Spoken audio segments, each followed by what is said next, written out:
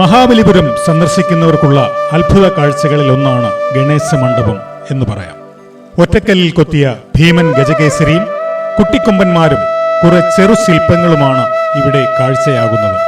മഹാബലിപുരത്തുകാരുടെ സാധാരണ ജീവിതം മുഴുവൻ ഈ കല്ലുകളിൽ കോറിയിട്ടിരിക്കുകയാണെന്നാണ് ഗവേഷകർ ഈ ചെറു ശില്പ കാഴ്ചകളെ വിശദീകരിക്കുന്നത്.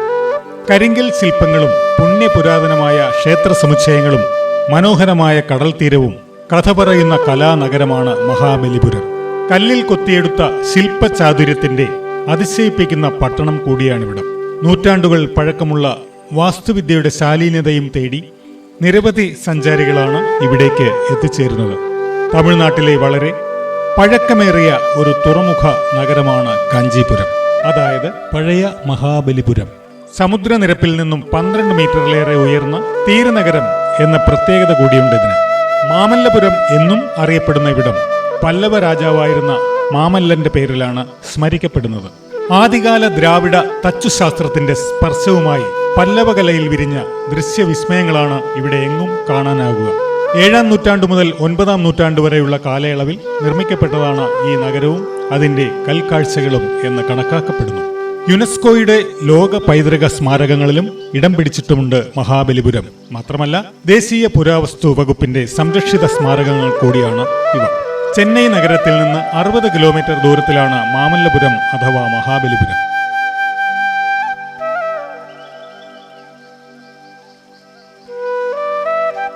റെയിൽവേ സ്റ്റേഷനിൽ നിന്നും ഏകദേശം 56 കിലോമീറ്റർ ദൂരമാണ് മഹാബലിപുരത്തേക്കുള്ളത്.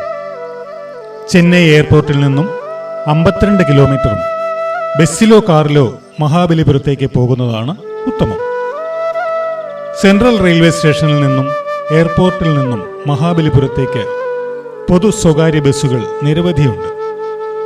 2 സ്ഥലങ്ങളിൽ നിന്നും 2 മണിക്കൂറിൽ കുറഞ്ഞ സമയത്തിൽ മഹാബലിപുരമെത്താം.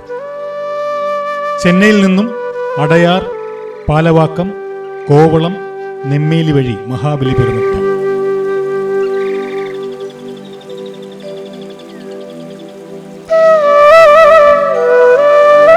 ഷോർ ടെമ്പിൾ എന്നറിയപ്പെടുന്ന ക്ഷേത്രത്തിലേക്കും സഞ്ചാരികൾ എത്തിച്ചേരുന്നുണ്ട്.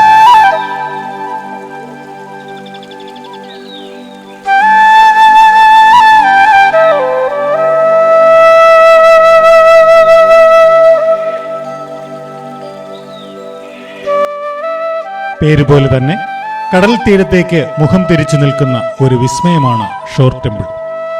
ഉദിച്ചുയരുന്ന സൂര്യന്റെ ആദ്യകിരണങ്ങൾ മുഖതാവിൽ ഏറ്റുവാങ്ങുന്ന വിധം പണി കഴിപ്പിച്ച ക്ഷേത്രത്തിന്റെ വാസ്തുവൈവിധ്യം പുതിയ കാല ആർക്കിടെക്റ്റിനെ പോലും അമ്പരപ്പിക്കുന്നതാണ്.